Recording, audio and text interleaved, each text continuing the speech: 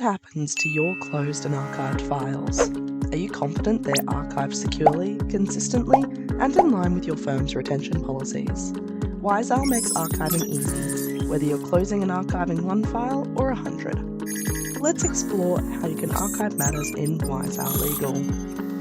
Archiving can be done on a matter-by-matter basis or as a bulk action for multiple matters being archived at once.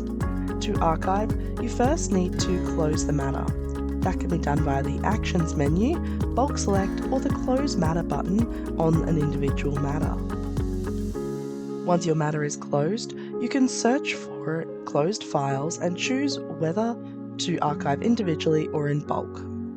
Choosing to do them individually can be done via the Actions bar and in bulk via the Bulk Actions at the bottom of the screen.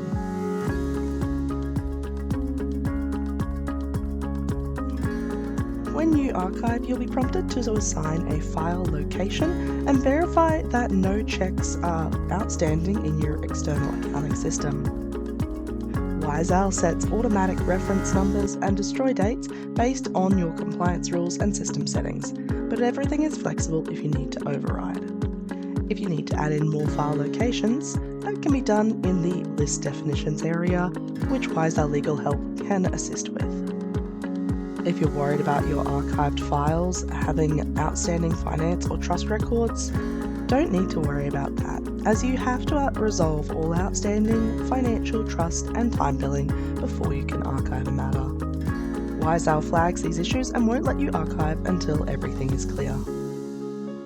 We also have powerful archiving reports that help you track where every file is at, when it was archived, and when it should be destroyed.